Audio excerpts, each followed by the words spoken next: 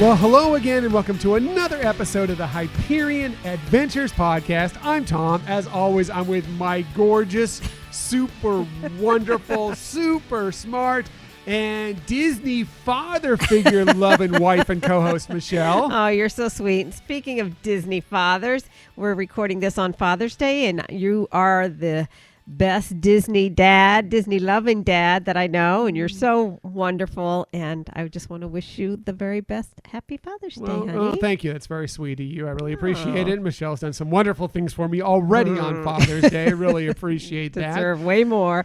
But happy Father's Day to all of you Disney dads out there. You're all very special to us, and we appreciate that you are joining us on this Father's Day or the week post Father's Day or whenever you're listening to this show. Right. So Just keep celebrating.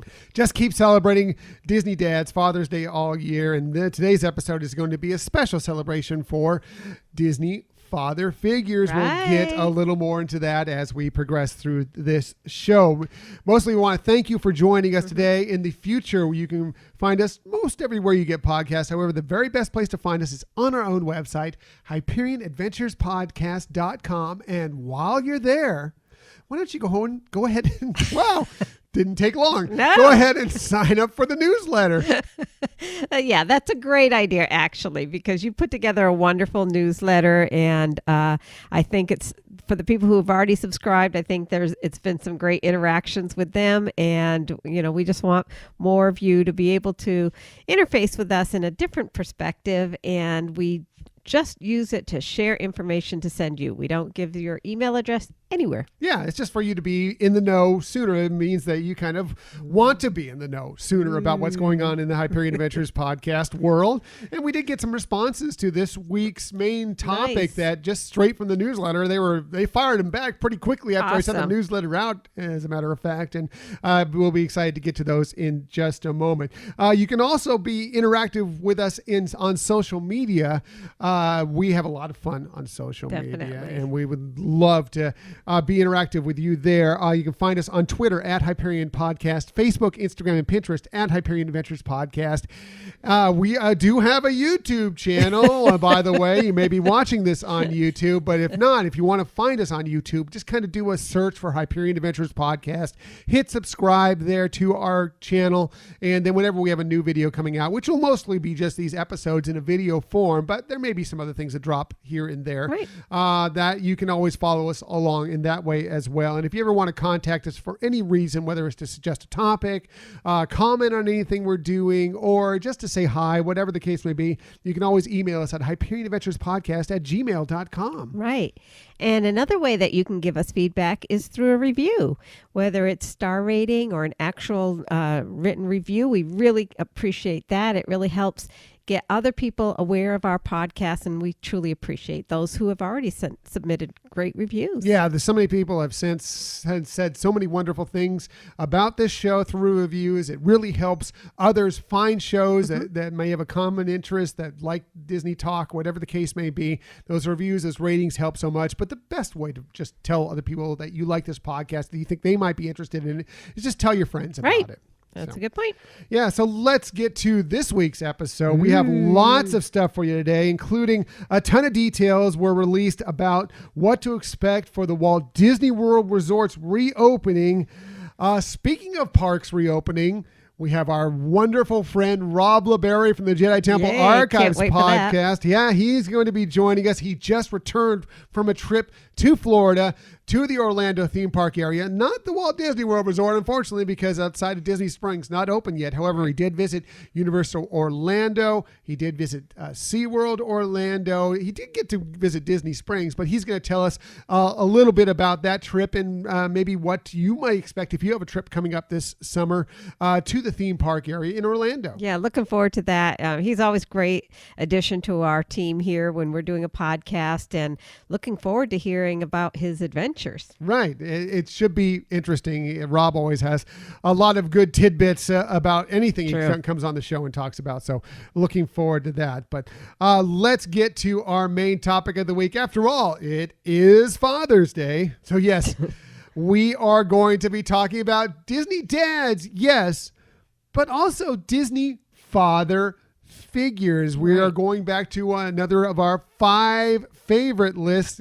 Today, it's going to be our 5 favorite Disney father figures. Right, because there's a lot of characters that come into play in the Disney universe of movies, and sometimes it's not exactly their father, but they, like you said, they're a father figure. They have that kind of a role or impact on one of the main characters. Right. So this will be a list, yes, of regular traditional Disney dads, but it will also have, maybe they're not the traditional fathers, but they are, father figures. Right. They do play that role in other characters' lives within these movies, these television shows, whatever the case may be. Yeah.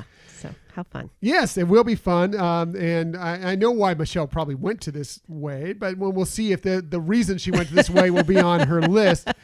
But what when we do these lists, we always start with Michelle. One, because she's awesome, wonderful, all things great, but she always has the most interesting list. So let's get right to it. Let's get to Michelle's number 5 Disney father figure. All right. So I actually, before 9 a.m. today, our time, I had 5 on the list. No, I don't believe it.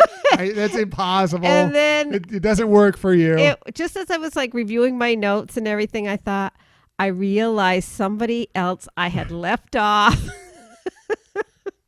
And this is the honest to God truth. I added it this morning at 9 a.m. So Michelle has an extra number on her 5 favorites. It won't be just 5. I thought I did so well. And it's do I knock one of these off to put into honorable mentions? It's no, I already had some thoughts about it. It wouldn't be the Hyperion Adventures podcast 5 favorite list if both of our lists only contained 5 actual numbers. So let's hear your number 5. Is there a 5A? Whatever it is, let's hear your number 5, Michelle. So I guess we'll start with my original 5, which was 5. I'll call 5A because that should be a little bit above, right? So I'll say Bail Organa. Oh yeah, Princess Leia's dad, who in the movie sort of adopted dad, right? Adopted dad. Right. So, we like you said, we know from the story that he did adopt Leia. He wasn't her original father. We don't know a lot about her childhood. I mean, that mainly she didn't really remember her mom much. Right. So. I think there's a little bit in some of the novels that are out there, right. But honestly, I haven't read those. Yeah, I haven't either. I do want to read them, but I have not yet. So right, but, yeah. But the fact that she did, we know that she was definitely close with her father. He was more that father figure to her. And what we saw was the result of that, right? So she has grown into somebody, even at a very young age, was able to be a leader, of a very, universal cause. Mm-hmm. And so, you feel like he had to have done a lot to, give her the confidence.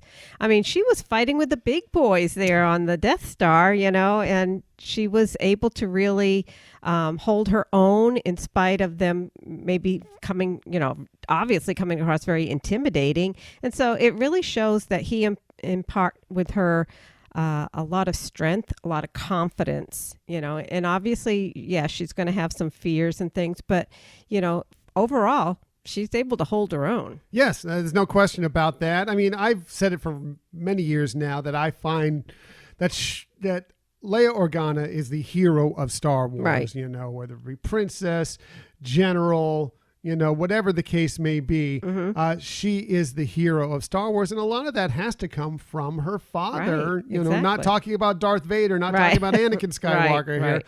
I'm actually talking about Bail Organa, right. who, raised her to be the person that she is. I'm sure that a lot of that was already in her, but, he fostered it and made it into what she became. So exactly. I think it's a wonderful choice. So who's your 5B? So my 5B that got added was Timothy Q. Mouse from Dumbo. Wow. I didn't really ever think of him as a father figure, but right? okay, I guess so. Yeah. I mean, if as I started thinking about it, I mean, he was the one that inspired Dumbo to be more than he was, to have that confidence, so first to try to be a star. And even though, the whole clown thing wasn't Dumbo's thing, he still promoted him to not, feel like he was such the outsider, but to focus on what he could do and how to bring that out in the open. And to the point where when Dumbo thought, okay, I have the magic feather and then that's gone, he, at that very important moment, said, no, it wasn't the feather. It's all you. It was inside you all along. It's all inside you. So just go for it. And, obviously we saw Dumbo soar. Yeah. That's a good point. And he also addressed the emotional side of Dumbo. He was the one that got Dumbo to get to be with his mom, So I just felt like, he really was. He was a mentor, but, the qualities that we see in a dad of somebody who can make you feel like you can do anything you want and give you that confidence and, push you to do more. I thought he kind of fit that bill. Yeah, really good point. I didn't really think about it, but I think you make some good points there why he should be on your list. Well, thank you. Even if he's a 5B or I whatever know. the case may be, but I like that. Maybe if I had thought of him earlier on than this thing, he might have made it higher, but I thought, all right, let me just 5B. So very nice. thank you. What about your number 5? Well, my number 5, I actually also have a 5A and 5B. Man. Yes, tradition. It's a Hyperion Adventures podcast tradition. But my 5, the reason I have a 5A and 5B, because I think they kind of tag team to become a father for this character. Okay. And so my 5A and 5B are Baloo and Bagheera from the Jungle Book, who play kind of different roles as Mowgli's father within this film, but do fill that role very well and kind of shape Mowgli's life. Bagheera is more of the straightforward, you need to do things the right way. You need to stay in line. You need to keep moving. We need to get to this goal. We need to, there's purpose. Right. There's purpose behind Bagheera. Whereas Baloo is more of he's the fun dad. He's like, let's go have a good time. Let's dance. It's the bare necessities, whatever the case may be, But they both fulfill these roles in Mowgli's life that I think are very important to, nurturing who he would be as an adult, man-child. And I just find that it's an interesting story. And as I was thinking about it, they weren't originally on my list, but I'm like, you know what? They should be, because I really feel that they are important father figures that help raise Mowgli during this adventure that we see within the Jungle Book. No, actually, as you're describing it, it is a great fit. I actually was thinking of the Jungle Book, but I didn't think of putting the two of them together, and that's such a brilliant idea, because they do provide that balance. That it's important to have purpose in life, but you also have to have that lighter side. You have to have the area that just gives you that freedom to have fun, and interestingly, they both allowed the other one to do their role with Mowgli. So great choice. I mean, and they always kind of looked at the other one like, you're going to be, just let him do whatever you want, or really you're going to be that tight with him or whatever. But at the same time, it's checks and balances. They worked out, and I think they did a great job as playing the role of father figures for Mowgli's life. So you're kind of making me a little nervous there at the beginning when you were saying, I knew they were going to be from the same movie. I thought it was like 3 men and a baby. About that. So that's my number 5A and 5B. Let's get to Michelle's number 4 favorite Disney father figure. Okay, so kind of sticking with a Star Wars theme, even though that's not what I was going for, but it just came up, is Saw Gerrera. He raised Jyn Erso. He had to really do this while kind of really doing some other things that he was involved in with the rebellion. Really? He was involved in something else? Yes. And, it's like, that's not like the ideal time to take on a young, child and have to try to raise her. But he did. And, obviously we see at the beginning of the film that she's had some missteps in her life and everything. But, as it as we see in the film, we see again her strength, her leadership skills, and again, she was against the odds. Nobody wanted to go to battle with her in that room with all the leaders, but she was able to lead the real muscle power that she needed to accomplish her task. And, and I just felt like he obviously was able to train her to be independent, and even when life knocks you down, you're going to get back up. You don't have to be afraid. Just keep going. And then how to take that to be a leader as well. Yeah, it's a good point. I really haven't, again, it's another one that I didn't really think about. But I mean, you look at Jyn Erso's life, and obviously her actual father, Galen Erso, does a great job of raising her up until the certain point where he does get escorted away and cannot be with her anymore. And then Saw Gerrera did have to step in that foster father role and raise her within this tumultuous time within the Republic or the Empire at that point, actually. And some of the ways he reacted, some of the things he did within the rebellion or his faction of the rebellion itself, you can question on whether they were right or wrong, but I think that he did do a very good job of at least giving Jyn the skills that she needed to survive in this world at that point during this crazy period within the Star Wars universe. Right.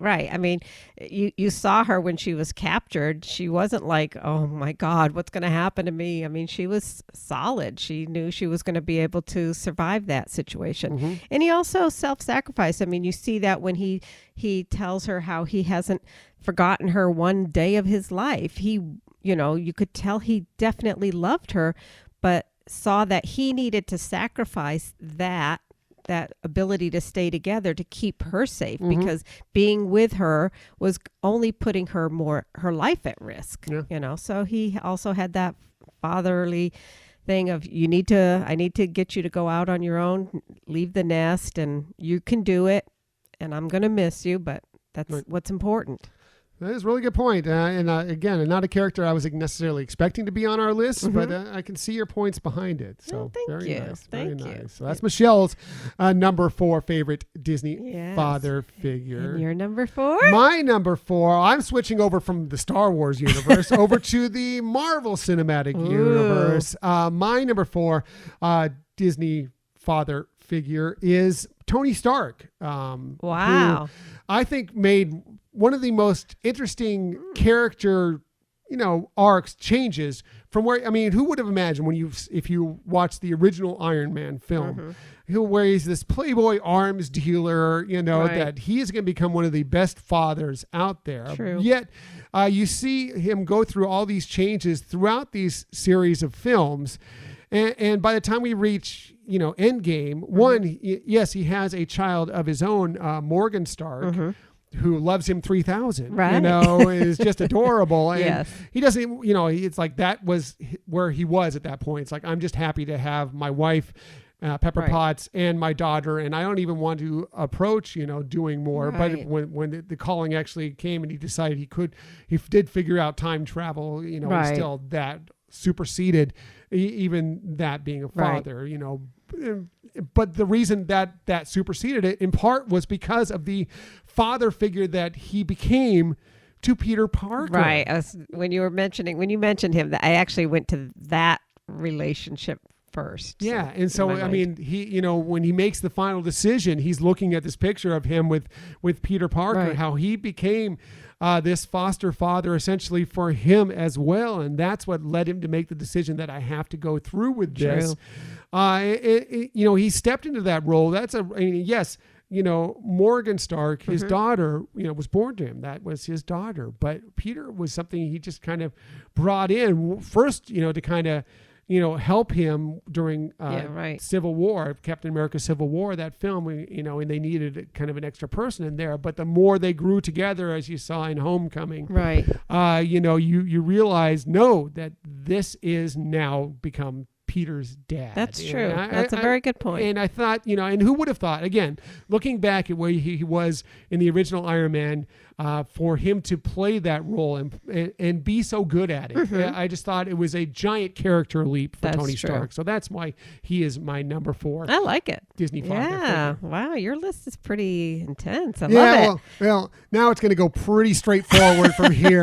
We've pretty much all the curveballs have been taken out at this point. So let's get to the more fun list again and get to Michelle's number 3 Disney father figure. So my number 3, gosh, I can't believe it. It's another Star Wars. Huh.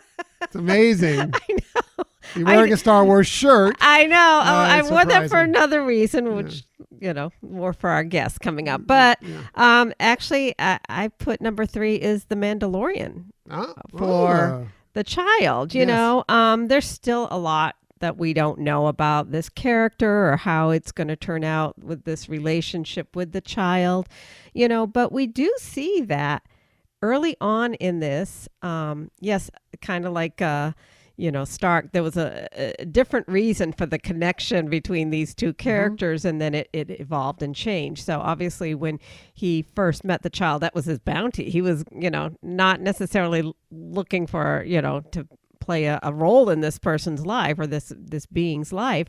But, quickly he realized something needed to be done and that this child needed a guardian, needed a protector, and he immediately stepped into that role. And, you could see throughout some of the series that, he also had a father figure take over for him when his parents were killed. So he obviously sees the importance of what this has, and even though it wasn't necessarily I guess it was a choice, but it wasn't the initial choice, but he takes it on, and he takes it on with pride within his his belief system of the Mandalorians. And now he is carrying, he is a tribe of 2, and he didn't bat an eye at, well, we don't know that, do we?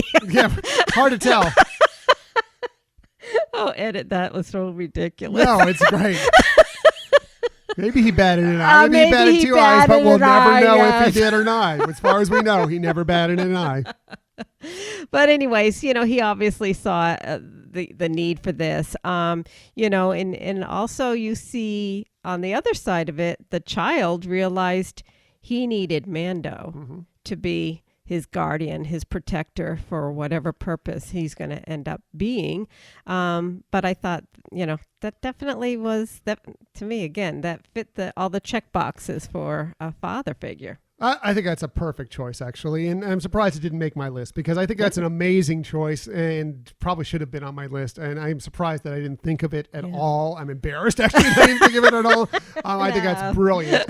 Yes, The Mandalorian was an amazing father figure for the child, Baby Yoda, whatever you want to call him. Yes. It was a spectacular, and that is, a big part of the series. And I cannot wait until season 2 comes out to see where that clan of 2 progresses into season 2, because it's just a fascinating story. So very nice choice. Thank you. Wonderful. Thank you. Wonderful. Again, I'm embarrassed that I didn't pick it. No, your list already so far has been pretty impressive. Yeah, so. well, get ready to be unimpressed, because from here on out, it is straightforward Disney dads. I know, not even just father figures. These are going to be straightforward Disney dads, because I just felt the 3 that are left here are such good Disney fathers that they had to be on the top of my list. Yes, father figures, whatever the case may be, these are great Disney dads. And so that's where we're going to go from here. Okay. For me, boring. Michelle, awesome, interesting, boring. Not at all. So my number 3 is Faju from Mulan. Oh, okay. He is that's such true. an amazing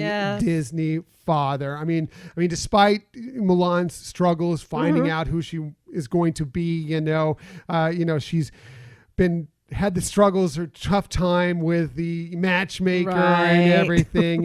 She's, she can never figure out how to hold her tongue in a man's presence, but he always shows his love for her throughout it. After her troubles with the matchmaker, he says, quote, "I'll bet when it blooms, it'll be the most beautiful of them all," True. end quote, talking about Mulan Right. herself. And then, when it's all said and done, spoiler alert for Mulan, when it's all said and done, when she comes back and she's awarded the sword Right. from Shan Shang Yu, Tsung, from the emperor for saving his life or whatever. He Right. comes back to present it to her father to, save face and whatever and show what honor there is. He pushes it I aside know. just Yeah. to give her a hug. I know. Gives me chills thinking of it. Yeah. It's what you want your father Right, to be. It's an exactly. amazing scene, and he is just an unbelievable father. And that's Right. why he had to be. And this just goes to show you who the next two of my fathers are. That he is only number 3 Wow, on my yes. list because Wow. he is, and he could be. This could be 1A, 1B, 1C if I Right, really wanted to, sure. because I think all 3 of these fathers are amazing. So that's why I picked Fa Zhu as my number 3. I love it. Disney father. Yeah, figure. I think you're absolutely right, especially when you say, what he does is exactly what you'd want your father to do, is to accept you no matter what is going on, and put that expression of love over anything else. Even just, yes, I'm going to recognize your accomplishments, but first I have to show you how much I love you. Right, exactly. So Yeah. I thought Very it's nice. just spectacular, and it's just really the heart of that movie. Right. The whole reason she goes and does this is to protect her father, Right. but all he cares about is her. Right. It's So you amazing. can tell he's planted those seeds of, again, Right. strength and confidence. No and, question. Yeah. Yeah. No question. Even though it's a world where women are not supposed to have strength or have confidence, Right. and yet that's exactly what she has. So Yeah. that's my number 3. Let's get to Michelle's number 2 favorite Disney father Okay, figure. my number 2, I've moved away from Star Wars now, and my number 2 father figure is Yondu Ah, yeah. from Guardians of the Galaxies Yes. and Guardians of Yes. the Galaxy Volume 2. Mostly volume 2, but a little bit Right. in 1, yeah, but mostly volume 2. Right. I mean, what you get out of the first one is that he obviously was hired to take Peter Quill and deliver him to his actual father, and that he made the choice not to do that based on how he felt towards Peter's father. And obviously we get more understanding of ego and his maniac ways and you then have a better appreciation for why he made that decision, and maybe not everybody would agree with the life skills that he might have taught Peter Quill. Nonetheless, knowing that Peter was without a father, he gave him the best he could. Right. He's made it through life this way, and he taught Peter all his skill sets. So in the world that they're surviving in as well. I mean, Right. everything that Peter Quill needs to survive in that world, in that universe, Exactly. and what they are trying to accomplish there. Right. Right. Definitely. and obviously, again, you saw the sacrifice of where, he was accused of being soft on Peter and not following all the codes, and again, that self-sacrifice of here's something that's important to me. I have to, be shunned from because I have to do what I feel is right for this person. And to me, one of the most touching scenes in movie cinema is when Yondu is having that conversation with Peter. And, I wanted to get the quotes right. So he says, he may have been your father, boy. He wasn't your daddy. I'm going to get choked up. I'm sorry I didn't do it right, but I'm damn proud of you, boy. Yeah. And so, he's at that moment saving Star-Lord. Yeah. He's sacrificing his own life. I mean, not just, Yeah. things that are important to him. He knows he's going to die now in order to save Peter. And I just thought, wow, that's all so impressive of somebody who wasn't your father to really have that, grow into that relationship and take on that responsibility and really help Peter. And as we saw, Peter did, obviously he was, he had some influences by his mother, even, at a younger age. But the totality of him is one that he might not do all the right things, but he might do them for the right reasons and for a good way. Right. So. No, I completely agree, and I think it's a great choice. As a matter of fact, it nearly made my list. It was in my honorable mentions, but for all the reasons you've talked about there, that is why Yondu is a wonderful choice as a father figure. I mean, yes, are things. Is it sort of, it's a Ravager code, right. Is it, sort of a life of crime in many regards, so is it raising it in kind of, but it was the tools that Peter Quill, that Yondu had, that Peter Quill needed to survive in that world. And in such an interesting movie the movie is all about family in different regards, but also, Peter finds his actual father who ends up being this really bad guy. Right. And when the father all along was there with you, to begin with. And it just goes to show you that, necessarily who gives birth to you, they may be your birth dad, and technically they may be your father, but that doesn't mean that they are. Right. I mean, the person who raised you, the person that taught you that is really who your father is. So great. Well, thank you. Great choice. You're number 2. My number 2, again, very straightforward. Mufasa from The Lion King is such an amazing father. Right. I mean, he's the king of the Pride Lands, but he spends, Simba's early years, teaching him how to basically eventually at some point step into his role. Even so much so, he loves his son, teaches him all these things. You see the lessons being played out through. He even sacrifices himself to save his son, and just such a heart-wrenching moment. It would have been, Simba's absolute certain death. And instead, Simba, probably would have escaped. Scar wasn't there, but at the same point, he did sacrifice himself. He didn't know he was going to escape, but he did save his son.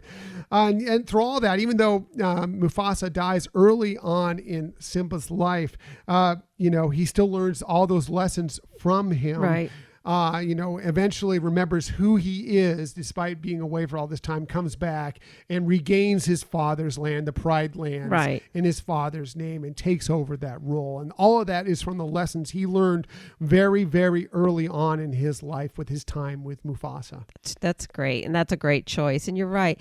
It's awesome how the movie really shows you through different scenarios how he is sharing those life lessons with his son, and that, again, what we talked about earlier on, it's, some of the serious things. What are your responsibilities? What does, your life as eventually becoming king of the Pride Land is, but also then the fun side of life too, and to realize, there are things that in life that you just have to enjoy.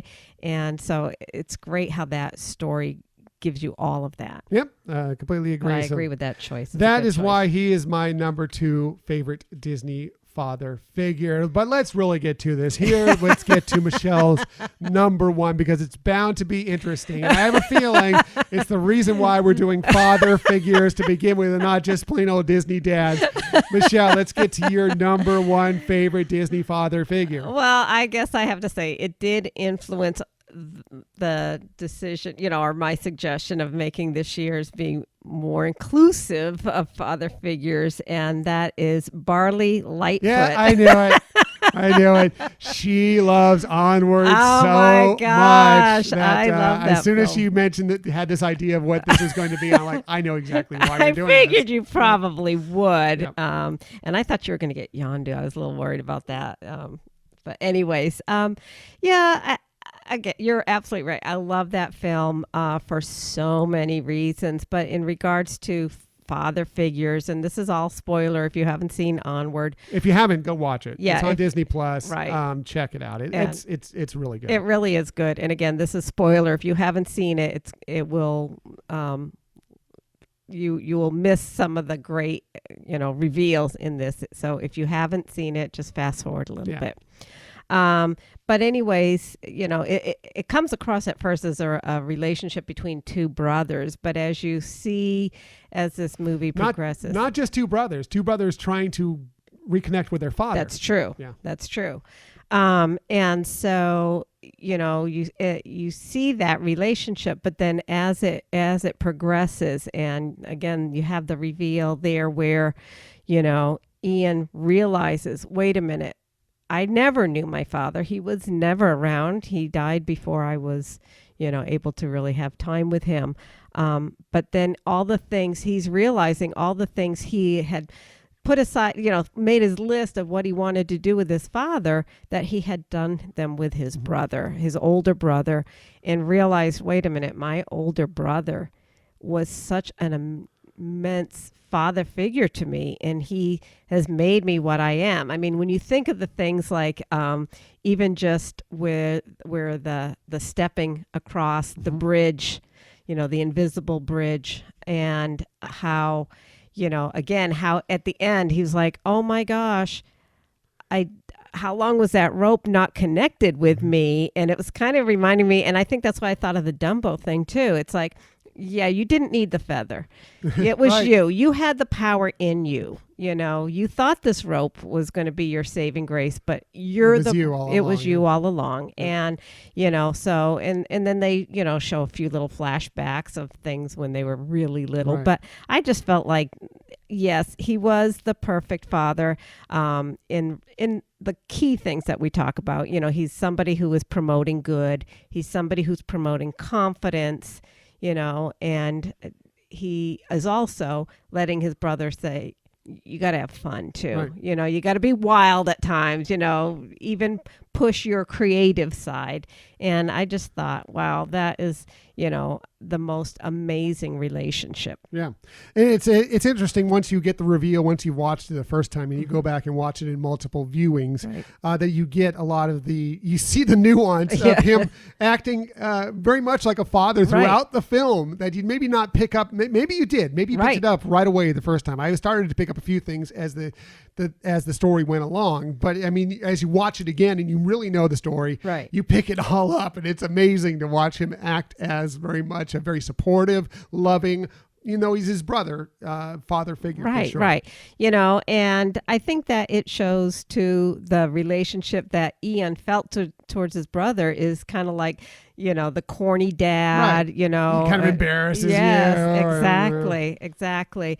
And I think I kind of also, from a personal perspective, relate to this. I was very close, or am very close, with my oldest sister, and I have to say that I have to give her a lot of props for giving me confidence to do things that, I wouldn't have necessarily ventured into different things. And so, I kind of get it. I kind of totally understand this relationship that you can have as a sibling, but as somebody that you're looking up to. I also want to talk about your brother-in-law. Yeah. Helen is her sister that she's speaking of. Right. And her brother-in-law, Tom. Yeah. Also, I think that because there is an age difference Right. between you, he acted also as a True, father very, figure for very you much many so. times, at very times. And I think that also led to, he's a confident guy. He's Right. a really nice guy, great guy, smart Yes. guy. And I think that probably also helped you. In Oh, many regards. definitely did. He was, he's one of the most important people in my life, Yeah, for no sure. question. Yeah. And we love them both very Yes, much. Very yes. much. Happy And Father's happy Day. to Father's him, Day, yeah. yes. Yes. So, All right. you're number My one. number one. Who else could it be? It's Goofy. I mean, I'm sorry. It will always be Goofy. Goofy will always be my True. number one Disney dad, father figure, whatever the case may be. I mean, you talk about Goofy in a Goofy movie. Right. It's just, he is every dad in the world. He is. He is Goofy. Yeah. He's a little embarrassing to Max. He just wants the best for his son. Right. He loves him to death. Just like many of us fathers, we still see our children maybe as a little bit younger than they really are, Right. because you want to remember all the good times that you had with them when they were growing up or whatever. But when it's all, and Max gives him some problems. Right. And Goofy's not perfect. He doesn't, just like most fathers, you make mistakes. You don't necessarily maybe teach them in the right way, but when it's all said and Right. done, you get the right lessons across. Goofy sacrifices his trip to sneak Max into Right. the Powerline concert. Spoiler. It's such a brilliant movie, and It is. he is just such a wonderful dad. And plus, we just love Goofy. Who doesn't love Goofy? Right.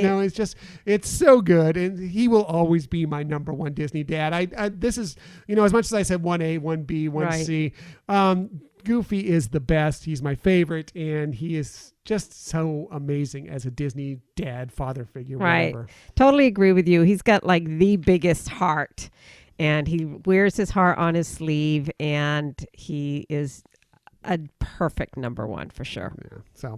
So those are our lists for our 5 favorite Yes. Disney father figures. We also have some from some of our listeners out there who contacted us either through email from the newsletter or on social media. Let's get to some of them. Michelle, who do you have that kind of chimed in with us on some of their favorite Disney father figures? All right. And I really want to, again, shout out and thank everybody for participating. This is very always much, appreciate Yeah, the very much participation, for sure. appreciated. So I'll start here with Tombstone Josh. Okay. He's at the Disnoid podcast. On Twitter, you can find him at Tombstone Josh. He put Marlin. Great choice. From Finding Nemo. Yes. Yeah. King Triton. Okay. Definitely. Yeah. Which is funny because when I made, when we first started the show, I think it was like our 3rd episode. I just did a list of 10. We weren't doing our 5 favorite then. I just did a list of 10 Disney fathers, and I put King Triton on there, and I got a little backlash. It's like, how could you put King Triton on there? I think King Triton is actually a really good father. He's overwhelmed by having so many daughters, and and I mean, honestly, he just was looking out for their safety, but it's. Ariel's going a little off the rails here, right? And stuff. So, I mean, does he get a little over rambunctious with it? Absolutely, but I still think he's just trying to look out for what's best for his daughters. True, and as it turns out, he does support her in her decision, even though he may not agree with it. He's willing to help her, and he was also willing to sacrifice for her. Exactly. Good choice. And then Mr. Incredible. Yes. Yeah. LaBarre? And that's one that's pretty interesting too. I'm having trouble with my glasses here. Well, you look good. Well, thank you. So, that one is one that we've talked about has such a real transformation into becoming a great dad too, Mufasa, like you had mentioned, and Pacha. Oh, yeah, from the Emperor's New Groove. Right. Yeah. And then he said he really had a hard time with ranking this one. He said, but I really like all these dads, and I can super relate to King Triton since I have a ton of daughters and a fantastic beard. Hey, well, there you go. Exactly. Thank you, Tombstone Josh. Yes. Very nice list. Very nice cool. list. What about you? So I start off with a couple listeners who actually are subscribers to the newsletter, and they hit us up pretty quickly, actually, after I sent the newsletter out, cool. requesting your lists out there. And so I'll start with Taylor Knight, who does chime in quite often on these. She hit us up through email, and she said, favorite father figures in no particular order, Goofy. Yes. Nice. Faju from Mulan. Oh, yeah? Yes. Pacha from the Emperor's New Groove. Tadashi from Big Hero 6. I think is a really, I never really thought about it, but I think is a fantastic choice. That is a great one. Does a great job with Hero in Big Hero 6. Dr. Porter, who is from Tarzan, is Jane's father. I think is an adorable father figure. I didn't really think about it, but I think that's great. That is a good. And she also says, looking forward to hearing all the answers. So moving on from another one that we got from email, Doug Stevenson, another one who chimes in quite regularly on our topics, said, no particular order. I love them all, 3,000. Scrooge McDuck from DuckTales. Oh, yeah, I definitely believe that's true, especially in the new DuckTales. I think he really plays a great role as a father figure in the new DuckTales. Mr. Feeney from Boy Meets World / Girl Meets World, who's a teacher who definitely steps in that role in a large part. Very nice. Goofy from Goof Troop and Goofy Movie.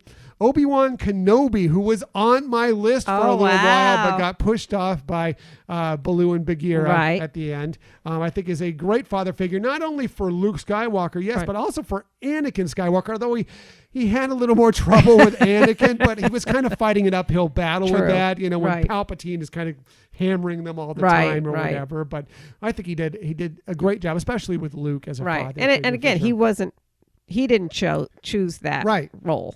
Right. But he took it on. Him. Yeah. Or not forced upon him, but yes, he had to take it on. Yes. Tony Stark from the MCU. And he said that this one took him a while, so it was tough making those choices. So thank you, Doug. Appreciate it. So I think you got a couple more over there. I do. So John Cotton, who you can find on Instagram at Vinyl and Disney, and he and his wife have been on our podcast a couple times happy now. Happy Father's Day, John. Yes, happy Father's Day. And to Josh, too. Sorry about that. And Doug. Right. And Father's Day to all. Just a blanket. Happy Father's Day to all these Disney dads out there. Yeah. Yes. So he said, let's see. I stuck just to animated films to narrow it down. Okay. Makes it easier. Right. Yeah. Get it. So number 5 he put was Rapunzel's dad in Tangled. He said, we didn't see much in the movie. There's more in the show. But when he tears up at the lantern ceremony, it always gets me. Yeah. Yeah. He says, I just feel like he's a great dad. So. I think so too. I mean, we didn't watch the series, Tangled the series, right? But in the movie itself, he's just so hurt from his daughter being gone, and so excited when she returns, and every spoiler alert, when she returns and everything. It's just amazing, right?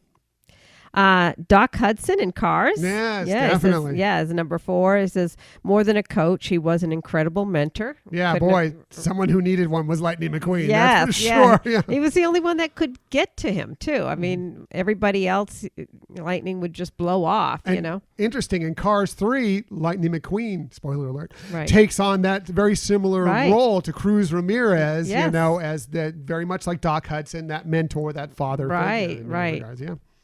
Number 3, Tiana's dad. Great example to his daughter. Mm-hmm. Yeah, great choice. But more importantly, he adored her. Yeah. So. Unfortunately, in that film, far too for small a time, but he was on my top 10 list originally because I think he's a fantastic father. Yeah, he definitely made my honorable mention. Yeah. In number 2, Carl in Up. Yeah, of course. Carl Fredricksen. Yeah, for Russell. Yeah, he was also on my honorable mentions. He said, I consider him a dad at the beginning when they lose their pregnancy, and he grows into a great father figure for Russell. Yeah, definitely. Totally. So good. Totally. And on our tradition, he has a 1A and 1B. Yes, John. Thank you. Yes.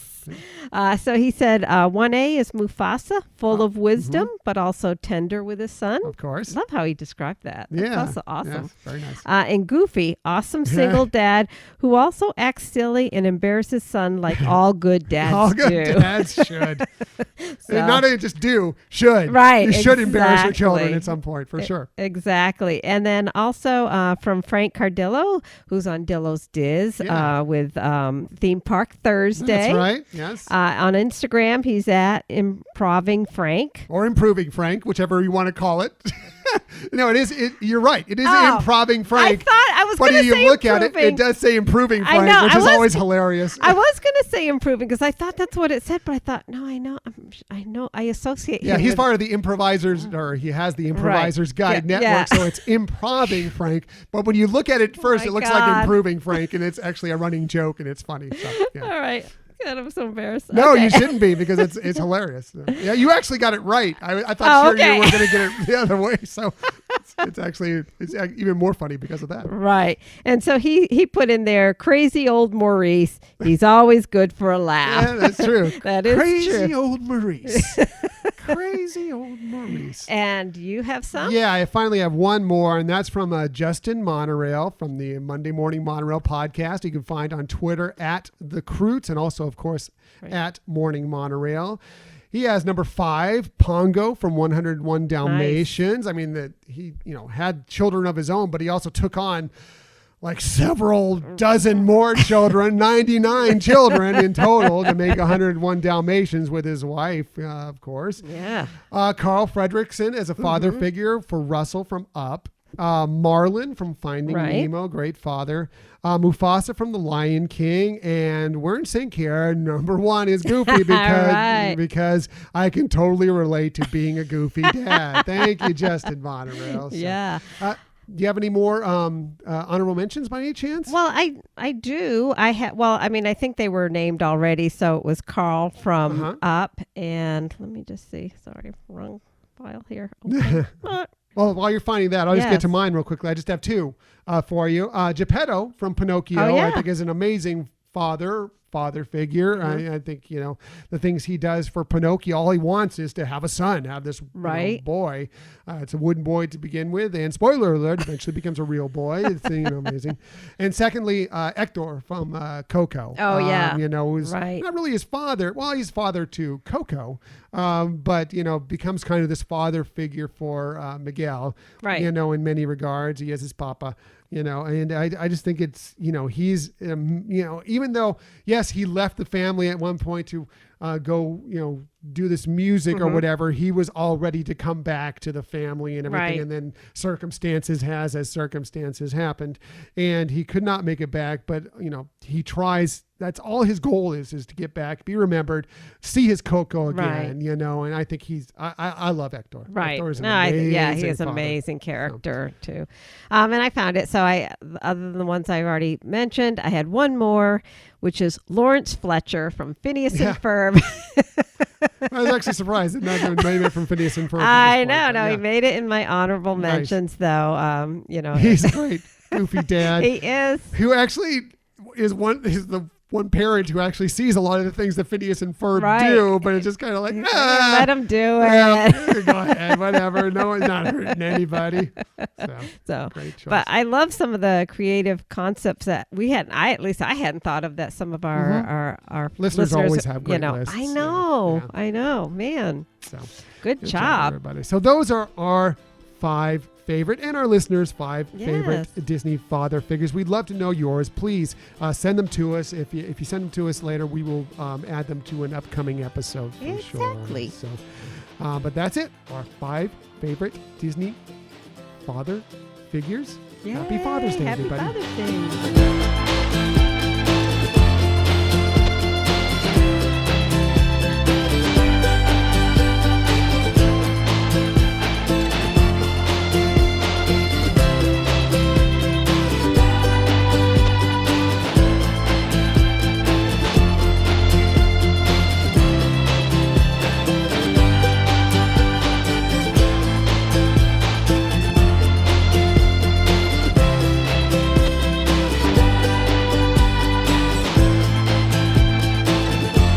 So that was fun talking about our 5 favorite Disney father figures. Interesting list. It's a great topic, I think. Speaking of a favorite Disney father figure, we have one of our great friends joining us who just came back from a very interesting trip to Orlando, Florida. Unfortunately, it wasn't to the Walt Disney World Resort yet, but it was to the Universal Orlando Resort. And we're going to explore with what it's like now in this reopening theme park period with him. We're so happy to have on once again with us our wonderful, amazing friend, Rob LaBarre from the Jedi Temple Archives Podcast. Rob, welcome back to the Hyperion Adventures Podcast. Well, thank you so much. And I've got my trusty Plo Koon nice COVID. It was made by Pat from the Conversations podcast. So, I was definitely safe from any chance of picking up COVID through any of my facial orifices, I guess. So, nice. Trip. Despite all of the craziness going on in this world, we certainly would have rather gone on this trip than not have gone at all. Oh, that's good to hear. So glad you were able to. I know because it was up in the air for quite a while and with this trip even happen. But so glad it worked out, even though it wasn't the Walt Disney World trip you had originally planned, that it was an exciting trip. You did get to get some park time, and you did get to meet up with Pat and Charles from the Conversations podcast, who are great guys. And it seemed like you guys had fun. We saw some great pictures on social media. So jealous.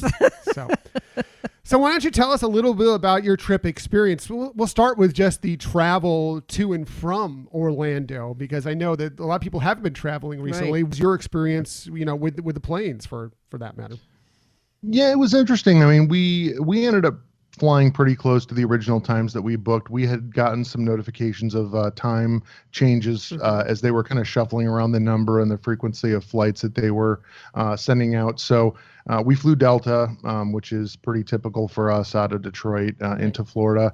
And, overall, it was a pretty good experience. I will say that, they were very good about making sure that folks were wearing their masks on the flight. In the waiting area airport, maybe a little bit less so, but people were still staying pretty spaced out. And certainly there were less people on the flight. They were leaving the middle seat in each row, both ways. We had, 3 seats on each side of the aisle. So the middle seat was left open unless like in our case, it was myself, Kim and Briggs. So he was the middle seater for us. But, it was funny. I was telling Tom a little bit before we came on that the irony of it is they're telling you, maintain the social distancing. And yet once you get seated, there were no open rows. Oh, wow. So you still had people sitting directly in front of or directly behind you, Right. but they were handing out, sanitizing wraps or wipes to wipe down all of the surfaces in your seat. And overall, I know that they've upgraded the air filtration systems as well. So I didn't really feel like there was any great risk of contracting anything on the flight, certainly. That's good to hear. Yeah, Yeah. It's really, I know a lot of people are concerned about flying again, but it's great to hear that the airlines are kind of approaching it in a good way and working at better sanitization and, handing out those wipes. I know we always wipe down everything when we get on board. We've been doing that for years before this all happened, but it's great to see that other people are approaching it that way too, Michelle. Did you see differences in the 2 different airports that you flew into and out of? Not really. I would say both in Detroit as well as Orlando International, and we always do a direct flight. We flew out, we had an 8:30 flight from Detroit down to Orlando, and the airport was so empty. So that was pretty unique. I've flown a couple times in my life where the airport was pretty light, almost always on a holiday day. Right. But this was a whole nother level. And then coming back, we had about a 12:30 flight back into Detroit, got into Detroit at 3:00. And it was a little bit busier coming back, but still, far below what you would expect to see typically, especially for summer travel season. Sure. Makes sense. Makes sense. So you get down there to Orlando and, you go and you check into your resort. You stayed for, I believe it was 10 days down there. Correct. And you had 2 different resort stays. So tell us a little bit about how the resorts were handling all of this and what your stays were like at both the resorts you stayed at. Right. So the first 5 nights that we were there, we were at the Margaritaville Resort in Orlando. And it's really interesting. That resort, I thought they handled things very well. It was super sparsely populated. That resort is a little bit unique in the sense that they have the main hotel buildings and they have quite a few rooms in the main hotel. They've got this really large lagoon pool, which is gorgeous. And then they have what they call cottages, which are essentially their version of villas. They're all kind of, bright Caribbean type colors, lots of, corals and that type of thing. But so you had a decent amount of people spread out amongst a lot of space. The only time we really saw any real compression of people was around the pool, and mainly it was on the weekend. I had actually gone off to hang out with Charles and Pat at Disney Springs and kind of in the greater Orlando area, and Kim, my wife, and my son Briggs stayed back at the resort. And that day, the pool was just packed, like a ton of locals, I would assume, were staying there just for the weekend, drinking, partying trays of drinks in the pool. And that day, it sounded like probably was the one that was the riskiest in terms of social distancing and, any chance of transmitting the COVID just because of the number of people and the tight quarters everyone was in. But for most of that stay, it was really, we were never in an elevator with anyone. They were asking people to take elevators separately anyway, but we never even had an elevator door open and had someone get out. Wow. I mean, the elevators, and I would say that of really the entire trip, I can't think of a single time an elevator door opened and anyone got off the elevator before we got in. So it definitely is a lighter period for travel.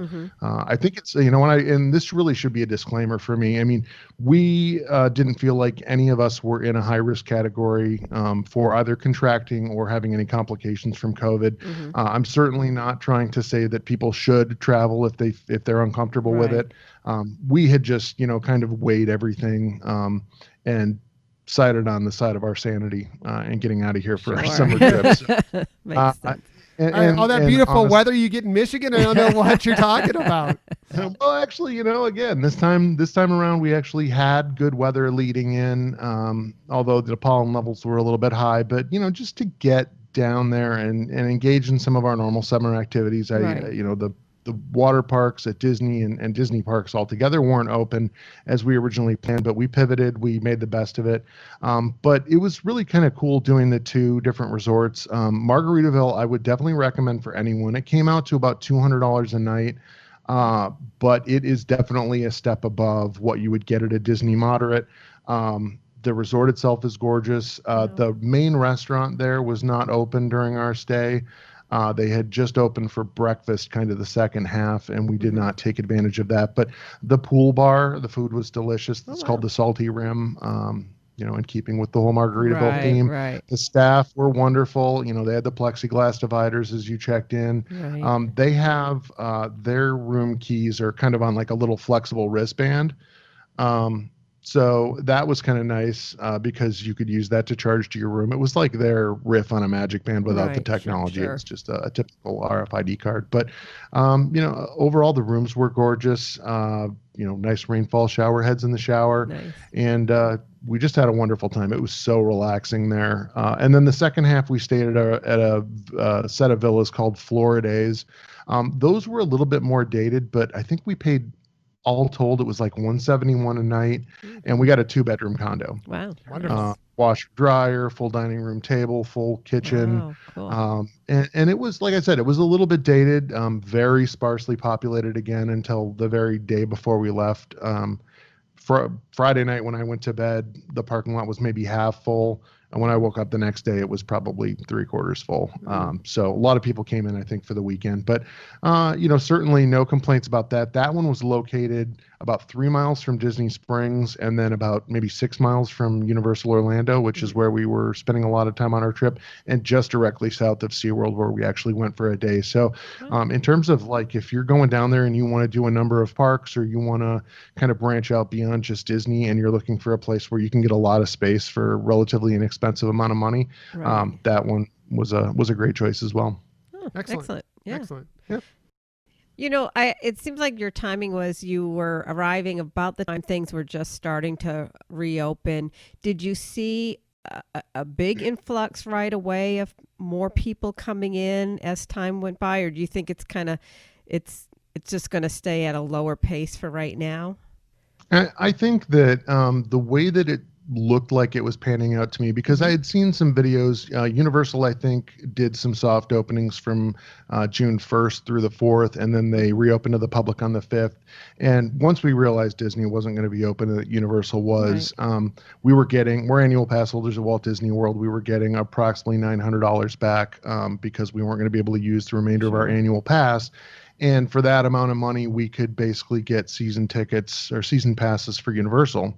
And they not only were doing 12 months, they were giving you a bonus 3 months. Wow. And then after we bought them, I got an email that they were tacking on another 3 months. Wow, so nice. We bought one preferred pass and 2 season passes that didn't have any blackouts.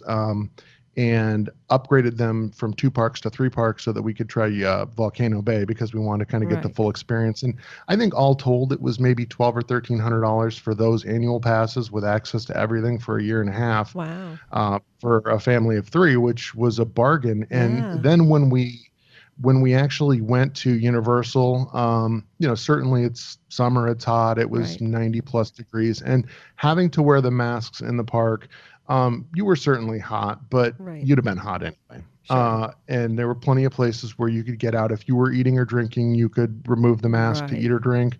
So there were places to get respite. They had rest zones in the parks, but overall the crowd levels were super low. Nice. Universal, all of the Harry Potter rides, even if you went mid-afternoon, were essentially walk-ons. Wow. The Hagrid's Magical Motorbike Adventure, which was 8 to 10 hour wait when that first opened. They were doing virtual line for that and a number of other things. We got there, I think our flight came in at 11 on a Wednesday. We got to the park at noon to get our annual passes at noon. I think an hour and a half after that, about 1:30, we stopped to get lunch, and I was able to get virtual line passes for 3 o'clock for Wow. Hack. So in terms of being able to experience those parks with very light crowds, Right. it was incredible. Nice. And we'll get into it a little bit, especially with Volcano Bay, because that park was the highlight of the trip. But again, no waits for anything, or minimal waits. And Right. I think the difference between when we went and the original opening, I was hearing a lot of things that people were saying they were understaffed, or the parks were running at partial capacity. By the time we got there, pretty much everything was open and they were fully staffed. So we didn't have any restrictions in terms of not having the option to do things. Right. But we absolutely didn't have to wait for hardly anything. That's awesome. That's very cool. How was it like, as far as were they doing as far as social distancing and sanitation stations and hand washing stations and such? How were those set up while you were at the parks? I would say for Universal, I definitely give them high marks for both the face coverings that they were telling people if they were pulling them down, below their nose or not using them properly. They would have people, cast members or staff that would tell you, you need to make sure you get that pulled up. Right. There were hand sanitization stations everywhere. So that was never an issue the whole trip. On most of the, really all the attractions, you would wait in the queue, and then right before you get on the ride, they would give you hand sanitizer. Someone would hand you your ride goggles if it required that, or whatever was required for the ride. Right. You'd get off the ride, you'd be able to hand sanitize after the ride. Plus they were wiping down all the attraction vehicles, and so the sanitization was never an issue. I never really felt uncomfortable. I know there were people walking around the parks that would take their masks off or pull their masks down. But again, I was, most of the time when I would see that, they were far enough away that it wasn't an issue. Right. And really, in terms of social distancing, I think the only complaint was that even if you were trying to social distance, there were a lot of people who just kind of didn't care and would just walk through your space. But again, most people had masks on. And I never really felt like there was that much danger, because there wasn't a lot of people sneezing or talking when they were walking by. It would have just been kind of a quick passing. So right. Yeah. Cool. So you wanted to mention Volcano Bay. You said that was the highlight of your trip. Tell us a little bit about why that was the highlight of your trip. Yeah, we got a decent amount of pool time at Margaritaville. Again, like I said, it was a gorgeous pool, and they have a water park there called Island H2O Live that was doing annual passes for like $59 a person. So we did go there for a day. We did a cabana. It was nice, but it was kind of your bare bones, non-themed. It was not certainly at the level of theming of a Disney or Universal, but Kim, my wife, when we initially got the annual passes for Universal, she was like, I don't think we want to do Volcano Bay. We're going to kind of be water parked out, swum out by the time we get there. Well, as it played out, when we got to Universal, I was unable to ride a number of rides just due to my size. In some cases due to height. In some cases I need to lose a couple pounds, but I was a little bit frustrated by not being able to ride as much as I wanted to. And so we decided to do Volcano Bay. We actually got a cabana for the first day we went there, which was a wonderful experience. But it is so beautifully themed. Most of the time you're there, you're not wearing your mask because you're in the water or on the attraction. So it was a nice break from that. They were sanitizing to the hilt. And again, their attractions, if you were to take, as a person who loves Disney and who primarily goes to Disney, if you were to take all the best aspects of Typhoon Lagoon and Blizzard Beach and put them into a water park where everything is much more compact in terms of walking around, that was kind of what I felt Volcano Bay was. The theming was top notch. The rides were thrilling. They were all open, minimal waits. And just, it was a super relaxing and fun day. Limited hours again. I think they were open 10 to 5 both days that we went. But it was some of the best, most relaxing time we had on the entire trip. Wow. That's awesome. Yeah. Finally, so you did get to venture out to Disney Springs a few times since, this is a Disney podcast. Right. We do need to have a little Disney in this. So Right. have a little bit of your experience going to Disney Springs. How were things there? They're gradually opening up more restaurants, more shops. What was it like going to Disney Springs? Yeah, Disney Springs, we had a really good time. We didn't have any issues with getting into most of the shops. Certainly all the third party vendor type shops were all open. World of Disney was open. They were doing all the usual screenings, the health screenings to get in, requiring you to wear the masks, hand sanitizer everywhere. I was a little bit surprised. I had heard that restaurants like Art Smith's Homecoming was going to be open. When we were there, it was not. So I'm not sure if they were doing limited hours or something happened staffing wise. I'm not quite sure what was going on. I was kind of distanced from a lot of the news while we were there, so I'm not quite sure what was going on. But, I think we ate at the Boathouse. We ate at Morimoto Asia. I went back to the Boathouse with Pat and Charles and we hung out, and we ate at Frontera Cucina as well that evening.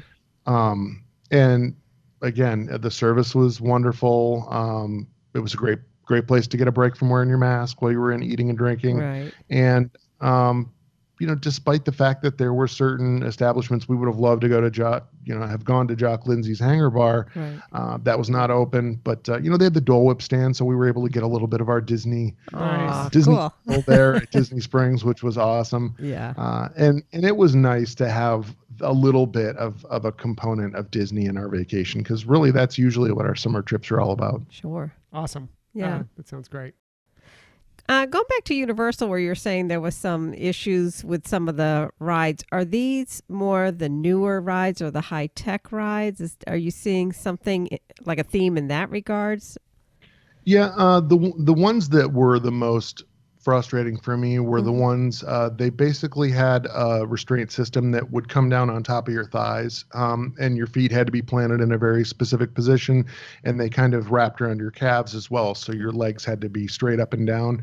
And so really it was a situation where from the base of my foot to the top of my thigh was too tall. Wow. Which doesn't have anything to do with weight or any of that. It's just literally if that portion of your leg is too long, the restraint won't come down or it won't click. So it was Forbidden Journey with Harry Potter. It was Hagrid's Magical Motorbike Adventure, which was not quite so magical for me. Kim and Briggs said it was the best ride in all of Orlando, but and then I had the same problem on the Mummy that was using the same type of restraint system. So again, if it's a situation where due to body type or whatever you can't fit on the ride, but there's something you can do if you can lose some weight before the next trip or whatever, and kind of change that, then that's great. But when it's something that's restrictive and just based on the length of your leg for that portion of your leg, that was a little bit frustrating, because it's like, short of buying a bone saw, I'm not going to be able to fix this problem.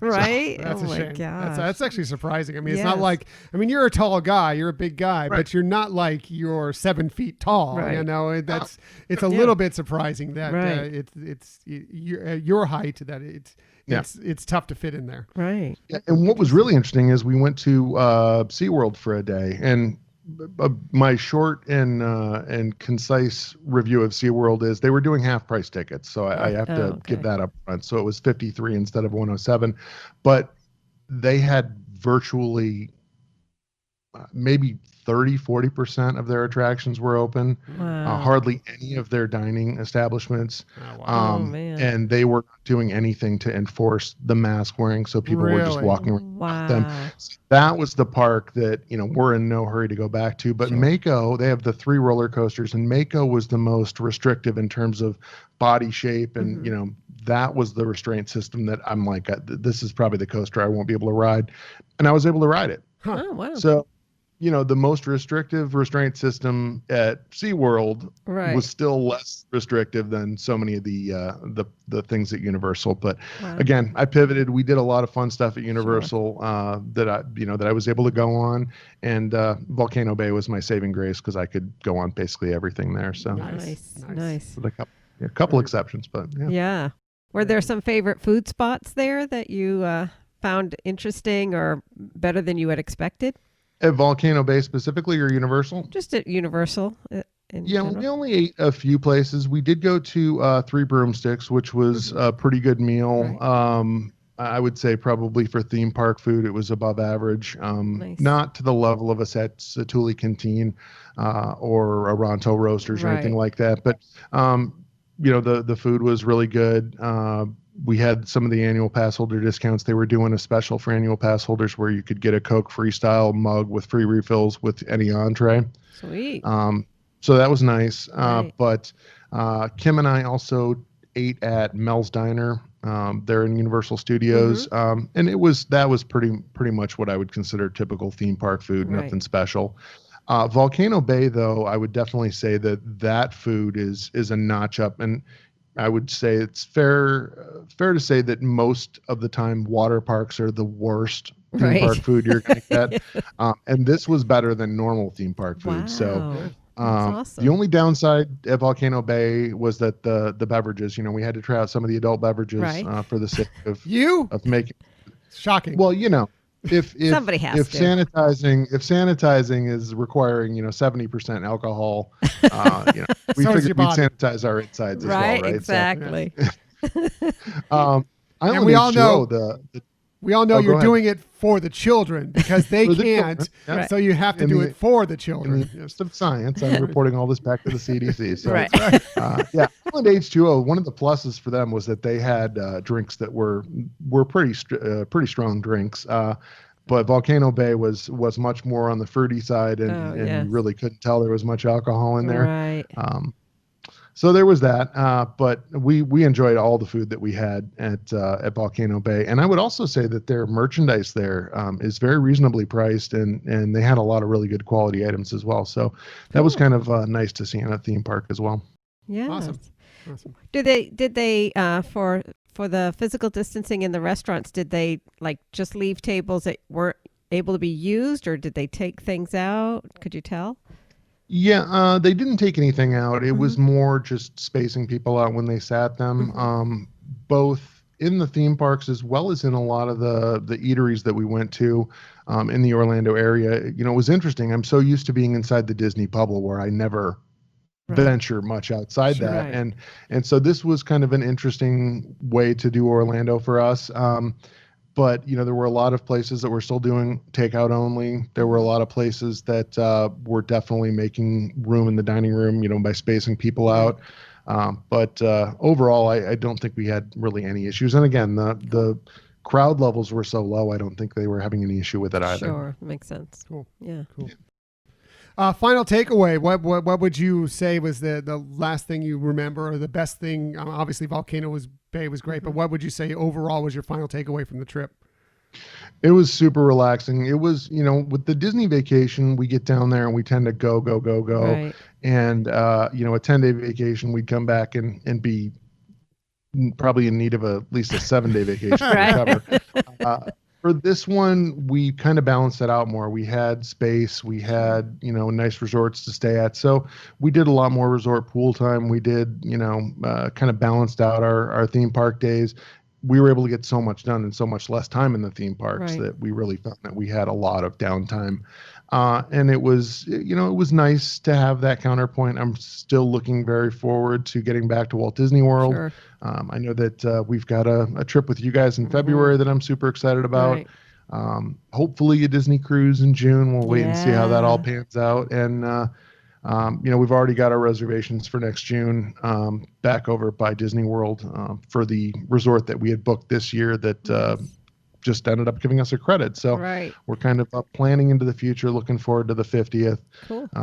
celebration kicking off next year. Yeah. Very cool. that'll We're be looking exciting. forward to February so much, and especially just to hang out with you guys Right. again, because it's been way too long. Yes. Rob, thanks for coming on and letting us know your experience out there at the Universal Orlando Resort, SeaWorld, and Volcano Bay, and in the entire Orlando theme park area that's open right now. yes. If you don't know, Rob is on the Jedi Temple Archives podcast, talks a lot about Star Wars. It's the Star Wars podcast that doesn't make you feel like a jerk. If you haven't checked it out yet, you definitely should. Rob, please tell our listeners, if they don't know already, how they can find the Jedi Temple Archives podcast and where they can find you on social media as well. Yeah, I've been gone for so long, I'm not even sure I remember. But you can find our podcast pretty much on any podcatcher out there, definitely on our website at jtapodcast.com. You can reach us via email at jtapodcast@gmail.com, and you can find us on social media at jtapodcast. And actually, my wife, Kim, has also put a ton of our trip stuff out on our Pinterest page. Nice. So if you're a Pinterester and you want to go check that out, there should be a whole board on Pinterest with that information as well. Cool. And I think we're probably here in the next few weeks going to be starting our Disney podcast. Ooh, Yay! that's exciting. Yeah, so I'll be doing kind of alternating weeks. I'll do every other week. We'll be doing the JTA podcast, and then I'm going to be doing the Hoopty Duo Disney Review Show. Cool. Yeah. So this was all research for that, right? Right, Nice. exactly. Nice. Yeah, looking forward to that. I know you've been showing me a lot of stuff, a lot of the logo and everything. Been building up for it for months. I'm excited for that to finally Yes. kick off. Totally. I can't wait for that. So that's great Yes. news. Yeah, definitely. You want to get out there. Rob, Kim, they're great Disney fans. I mean, Right. yes, they like Star Wars a lot as the Jedi Temple Archives podcast, but they are really, really big Disney fans and have a lot of insight into the parks. And I'm sure their podcast, their Disney podcast, will be an excellent one as well. I think you'd agree, I Michelle. totally agree, because the level of research that Rob puts into things is top notch, and love it. And they're the most wonderful people you could know. And it'll be the Disney podcast that doesn't make you feel like a jerk.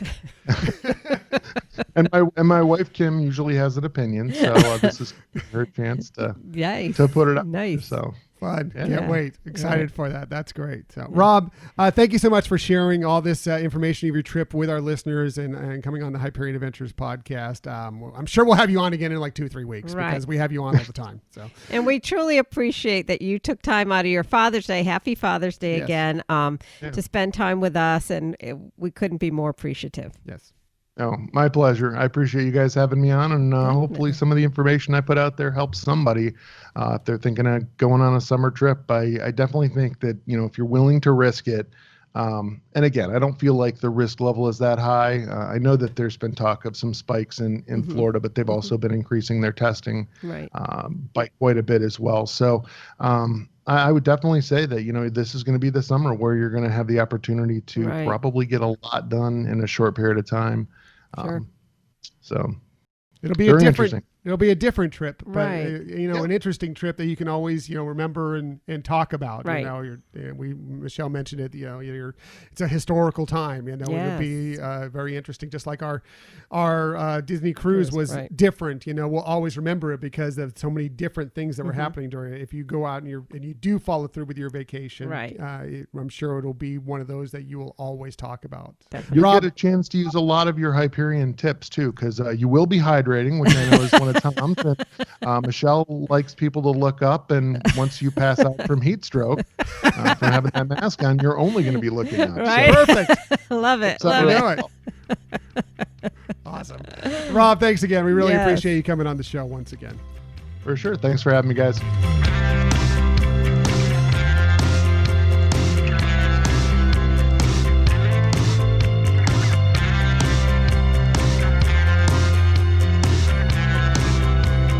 So thanks again to Rob LaBarre from the Jedi Yes. Temple Archives Podcast. Such an interesting trip that he had, and he had so many interesting facts and even a few tips if you're planning on making it out there to Right. the Universal Orlando Resort, or what you might expect coming up when the Walt Disney World Resort reopens really soon. Yeah, and we certainly appreciate that he took the time, as we said, on Father's Day, but also just making it back home. So, Right. very, very appreciative. Very much so, and happy Father's Day to him as well. So, speaking of Walt Disney World Resort reopening, let's get to our Disney stories of the week. All the stories this week are going to deal with some of the stuff that's coming out Right. about Walt Disney World Resort reopening. And we have lots of details that came out, I think it was Saturday no, it was Friday. Friday, I A think. lot of them came out on Friday. So I'm going to run through some of these. They are a little confusing, so you may want to look up the story yourself or go to the website, which I'll list on here. I think it's waltdisneyworld.com/updates if you want kind of more information on it, if you're planning a trip to kind of find out more. But this is from the Disney Parks blog, and that's where you can find a lot of this information out. They say it's almost time for magic as we prepare for the reopening of the Walt Disney World Resort theme park starting on July 11th with the Magic Kingdom Park and Disney's Animal Kingdom. and followed by on July 15th by Epcot and Disney's Hollywood Studios. So they say to manage attendance during this reopening period, they are introducing the new Disney Park Pass system. During this reopening period, they're going to be putting this into play for all guests with a ticket or an annual pass. So you already have to have a ticket or an annual pass to be able to put this system into use. You'll be required to make a reservation in advance for each park entry using the new online tool that you can find at DisneyWorld.com. Right. So, And as we've mentioned in a past episode, we've seen that process here in Southern California with the Flex Pass, that you have to go on and you know pull up a schedule and pick the day, which park, and so it's very easy to use. Right. So here's the important details you'll need to know about this new system. You'll need a My Disney Experience account first and foremost. This is where you'll be able to connect with everything at the Walt Disney World Resort, and you can do that through your phone, or you can do that online. You also need a valid theme park ticket, as I just mentioned, or an annual pass that is linked to your My Disney Experience account. So once you have those two in place, then when the time comes, you can go ahead and start making a reservation. If you have a Disney Resort hotel reservation, you also want to be sure and link that to your My Disney Experience account as well, because that's going to open up some things a little bit earlier for you when you do this. So here's how the process is going to go. Once you've logged into your My Disney Experience account with your linked ticket, you'll have access to a calendar of available reservation dates for each theme park. If you have a multi-day ticket, you will be required to make a park reservation for each date of your visit that you plan on going to the parks. You don't necessarily need to go to the parks. If you're there, you can just stay in your hotel, whatever the case may be. But if you are planning to visit, you will need to, when you log on, to go through the dates and make reservations at that time. Families and friends can link their tickets together and look to arrange theme park entries at the same time. So that way, if you are a group, you can go to the same parks at the same time. At this time, guests will be able to select one park per day. So you won't be able to visit more than one park per day, at least for now. That's because of, theme park limitations into how capacity and such. So don't worry about park hoppers at this point. You just will be going to one park per day. Guests with existing tickets that include park hopper options or park hopper plus options will have the options available for them for ticket modifications and cancellations. You can go to visit disneyworld.com/updates for more information on that. So you may be able to arrange different things for that if you have park hopper options right now, since you cannot park hop at the current state that we're reopening. They say they do hope to bring back the ability to visit more than one park per day soon, and will continue to offer these add-ons for 2021 ticket offers. Again, that is subject to change as we see what happens when this COVID time, this we're going through there. For existing ticket holders and annual pass holders, beginning this week, they will be reaching out to them with more information about when exactly you'll be able to make these reservations, when you'll be able to do that. So they will be doing those with resort stays first. Makes sense. So you may have already, by the time you're listening to this, you may have already received that information. So this may be kind of old data for you, but just in case you haven't, we're just kind of put it out there for you. Later this summer, they will resume sales of 2020 tickets and more Disney Resort hotel arrivals based on the availability of park reservations. So for right now, they're putting a pause on it, putting a hold on new tickets. But as they see how things go, as it plays out, maybe they are able to open up some more capacity. They see how much capacity they've used to this point. They may eventually begin to open more tickets up. Makes sense. That will be good news. I would say just keep it on there. If you have a trip coming up and you don't have tickets right now, keep looking at the Disney World website and try and find out.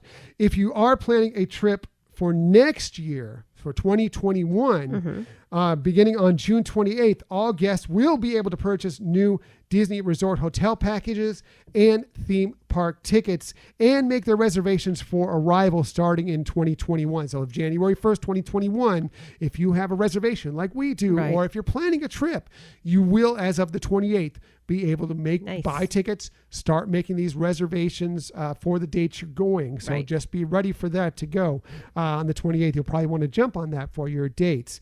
Interesting, another thing that's coming up in that was news out of this is that magic bands, free complimentary magic bands, are no longer going to be offered. Right. You can still purchase magic bands. If you have a resort stay, you can still get a discount on your magic bands, but you will not get the complimentary ones you did before. Instead, they're going to start pushing all this technology essentially onto the My Disney Experience app that's on your phone. So like you can use your phone now if you wanted to unlock your hotel room, your resort stay. Already. Right. You will be able to use that instead of a magic band. Now, if you already have a magic band, which we have dozens of, you still will be able to use them. You can still purchase magic bands. As I said, if you have a resort stay, you can get the discounted ones.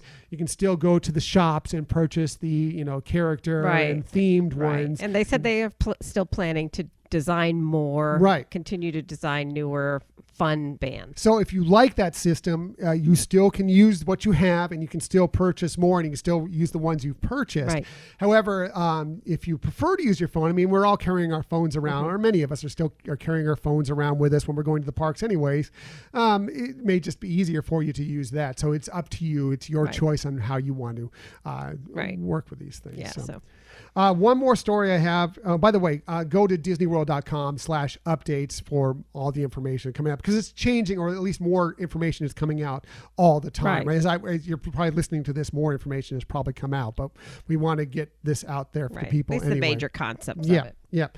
So they also put out some details as to what to expect for the attractions that will be open, and what you'll get from the character experiences while you're out at the Walt Disney World Resort once it reopens. They do say that most attractions will be available at each park. For example, they say you can live your adventure at Disney's Hollywood Studios with attractions like Mickey and Minnie's Runaway Railway and Star Wars Rise of the Resistance. At Magic Kingdom Park, classics such as Seven Dwarfs Mine Train, Space Mountain, Pirates of the Caribbean are waiting to welcome guests back for their thrilling adventures. Time travelers, take note, the iconic Spaceship Earth attraction at Epcot will continue to be available. Yay. It was in question for a little bit while because they were going to put it through refurbishment during this time. Well, they're putting a pause on that for right now. So if you do want to go back on Spaceship Earth, it will be available for you. Also, Soarin' will be open. Frozen Ever After, hashtag Real Men Love Frozen. And Test Track will also be open. And at Disney's Animal Kingdom theme park, of course, Kilimanjaro Safaris, Expedition Everest, the Avatar Flight of Passage, all going to be available for you. So most of the attractions will be able to experience while you're there. So that's cool. Yeah, that is cool. And not to make it sound like old news, but we've kind of already acclimated to, what we saw with the opening at Shanghai. So, they've had kind of the test of this already. Hong Kong opened up this week. Right. So, this is exciting news, and it's, kind of what we were expecting, I think. Yeah. For a lot of it. Good news. As far as characters, you won't be able to go do the meet and greet with the characters, but they are going to make sure that the characters are out there. They say that they'll be doing it in various different ways, from special cavalcades down Magic Kingdom Park parade routes, and friends sailing down through the waterways of Disney's Animal Kingdom theme park, processions along the World Showcase Promenade at Epcot, and motorcades on Disney's Hollywood Studios and Hollywood Boulevard. They'll have characters around, so all your children can still see their favorite characters. Again, you may not be able to get a picture with them up close during this trip, but that doesn't mean they won't stop, that you can't get a selfie with them as they're going by. Whatever the case may be, you can get pictures, you can get a smile, you can get a wave. The characters will be there. Mickey, Minnie, the whole group, they will be around. So it will be a different Disney experience than what you've seen before, but they are trying to do what they can to make sure it is somewhat what you would expect. They'll still be magic. Yes, they'll still be magic. And one of my favorite things they mentioned here is possibly Anna and Elsa sailing through World Showcase on a barge or something. I'm like, yes, that sounds good to me. So, hashtag Real Men Love Frozen. Oh, So yeah. Okay. Talk about corny dads. Yeah, thank you very much. Very corny. So that's it for our Disney stories of the week. However, we never leave you without some sort of tip that might help you on your next vacation. And we always start with Michelle, one, because she's just wonderful, awesome. All things are good. But she also has the very best tip. So let's get to it. Here is Michelle's tip of the week. You're so sweet. So sweet. So what inspired me for my tip this week, actually, I substituted it in kind of last minute because I was talking to somebody at work who's a new mom, and she loves going to Disneyland. And I realized some of the things that, as veterans, we take for granted, a new mom might not be familiar with. So, for example, one of them she didn't know about was child swap. So when going on an attraction that, the child can't be on, doesn't want to be on, you can actually go in, and ask the cast member how that particular queue works for the child swap. But that way you don't have to have only one go into the ride and the other one's, never going to get a chance unless they go into another long queue. So she was thrilled to hear about that, and then obviously the child care areas within the parks, that can provide a nice quiet location that also provides some additional amenities, whether it's a microwave or an area that you can if you're a nursing mother, or just to kind of get away to help the child decompress a little bit from all the excitement. This may be old news to some people, but I realized again that I was taking it for granted that some people just never had to experience it. They don't have children. Mm-hmm. They never did look for these things or are aware of them. So I figured it'd be a tip to share some of those for the new moms and new dads that are out there. Yeah, it's really important. Maybe you don't go to Disney World or Disneyland that often, and right. And maybe you haven't gone with young children. Right. And so it is important to kind of know that these things exist. That way you do have the opportunity to get that time right. to one, you can still, go on all these attractions that you love, right. even if the child doesn't reach the height requirement or exactly. is scared or whatever the case sure. may be. But you also can, enjoy your time with your children there throughout the park. And then, part of that enjoyment is making sure you have spaces that are safe spaces right. where you can get away from the excitement, where you can rest up, where you can right. get the services you need for these young children, especially if you're a nursing mother right. or whatever the right. case or may if be. you've forgotten something right. and you need to, purchase some diapers or something like that, it makes it so much easier for them. Very good point. Michelle's tip. Always the best tip. Thank you, sweetie. And what about your tip? My tip has to deal with, it is Father's Day when we're recording this today. So my tip is maybe something that you can do if you're at either the Disneyland Resort or the Walt Disney World Resort, that may be special that fathers might like, besides just going to the regular theme parks at times, a couple things that you might be able to treat father to while they're out there for whether it be Father's Day or whatever the day it may be. So let's just take, for example, the Disneyland Resort. There's a few less options. Disneyland's a little smaller, but there are a couple things that dad might like how about brunch at the Lamplight Lounge, True. who doesn't like brunch at the Lamplight Lounge? Right. Great food, great cocktails. Most dads like those things. I do. The Lamplight Lounge is great. Your dad likes a steak. How about dinner at the Steakhouse 55 at the Disneyland Hotel? Classic steakhouse, great food, right. great atmosphere.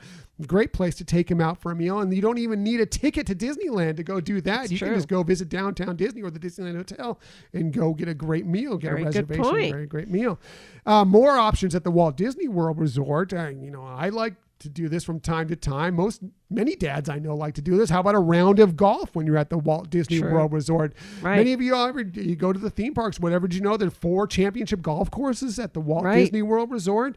The Palm, the Magnolia, the Lake Buena Vista, and the Oak Trail golf courses, championship golf courses. Go and schedule a golf day for right. dad, either, with him and his buddies, or, you can take the whole family out and have a good time out at the Walt Disney great World Resort. idea. Yeah. Your dad like fishing? Well, guess what? You can do that at the Walt Disney World True. Resort too. As a matter of fact, they have guided fishing tours where you go out there, catch and release. Unfortunately, you can't catch them and fry right. them up that night for dinner, but you can go out and have a great fishing experience for either 2 or 4 hours in a pontoon boat right out there. And they come out of many of the resorts. And if the resort is on water, there's a good chance that there is a right. fishing excursion that comes out of there. You can go out there. They provide all the rods, the reels, the tackle, tackle, the bait, everything for you, and you can have that great experience. And they even provide, non-adult beverages. And if you want to bring an adult beverage on with you, you can bring those on board as well. Wow, and have a sweet. good time. Yeah. If you just don't want to bother with the excursion, you can just fish right off the dock at Port Orleans Riverside. You can rent rod and reel there and fish right off the dock there. That's another great way to get your fishing in. Maybe you don't need to get the boat in, but you can go sit out and have a good couple hours out there. That's a lot of fun as well. There's also the motorized boat rental at all these places. If you want to take a boat out, they have different sized boats to take out, go and have, go around Bay Lake or the Seven Seas Lagoon or whatever and have a good old time. And if your dad likes a good hearty meal and maybe smoked meats or something, why not take him to the Trails and Restaurant at Fort Wilderness? It is one of my favorite restaurants. Lots of great smoked meats. I love the smoked meat hash. You can go there for brunch. You can go there for dinner. You can go there for lunch.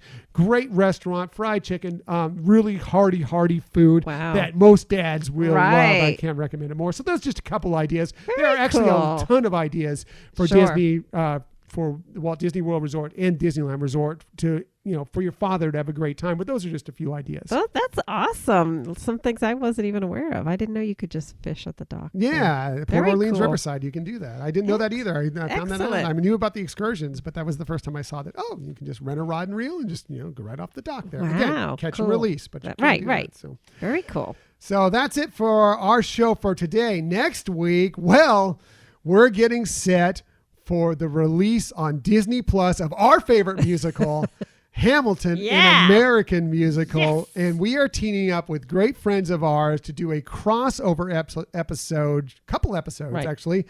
Keenan and Rachel from Part of Our World podcast, they're joining us for our show. We're going to start on our show, kind of do a basic Hamilton, just for those who are maybe haven't experienced it or don't know much about it, to kind of give you an idea of what Hamilton is all about, so you're prepared for when it comes out on Disney Plus. And then a spoiler-free one. It's a spoiler-free one. Well, mostly spoiler-free one. And then we're going to go over and transition onto their show for an episode that's going to come out a little bit later, where we're going to get really spoilery into it, because there are so many layers involved in Hamilton that you may not pick up the first time you watch it or listen to the soundtrack or whatever, but in future watchings, in future listenings to the soundtrack or whatever, you'll pick up all this depth, and we are going to explore a lot of that on that show. So once you've watched it, or if you don't care about spoilers, if you want to know this depth going into the first time you see it, you will have that much more hopeful enjoyment for watching Hamilton, an American musical. Right. And I was just going to say, I think our whole goal for the both of those episodes is to really help people have a much more enjoyable experience as they watch that play. Yeah, that's it. We're just going to try and just open up your viewings of it, so you can really enjoy it when it comes out on Disney Plus, which we're really, really excited about. So, a lot of passion around that. Yeah. So that's it for this week. We appreciate that you found us today. In the future, you can find us most everywhere you get podcasts. However, the very best place to find us is on our own website, HyperionAdventurespodcast.com. I got it right this week. Yay. And while you're there, why don't you go ahead and sign up for the newsletter? Yes, you'll really be super happy you did that. And you can also go to the website or go to our Gmail account to give us some feedback. We always love hearing from you all. So please reach out to us if there's topics, if there's questions that you have, anything that we can help with. We really want to be there for you. Yeah, and you can email us at HyperionAdventuresPodcast@gmail.com. Some of the emails we got this week came from the newsletter, but even whether you subscribe to the newsletter or not, if you ever want to contact us for any reason, that is the address to find us at. You can also follow along with us on social media. We're on Twitter at Hyperion Podcast, Facebook, Instagram, and Pinterest at Hyperion Adventures Podcast. And we do have a YouTube channel. Maybe you're watching this on YouTube right now, but if you don't know where our YouTube channel is, just go onto YouTube, do a quick search for Hyperion Adventures Podcast. We should come right up. If you subscribe to us, then whenever we drop a video, like I said, most of them will be just video versions of these episodes, but we may drop another thing here and there occasionally out there. So whenever a video comes up, if you subscribe to us, you will be the first to know. Yes. And again, to be the first to know is subscribing to the newsletter. That is even the better way to be the first to be in the know for anything. So thanks for joining us for another adventure of the Hyperion Adventures Podcast. Thanks for joining us for another week of the Hyperion Adventures podcast. We look forward to sharing some time with you again next week. Until that time, I'm Tom. I'm Michelle. And we hope that you have a magical Father's Day. Bye.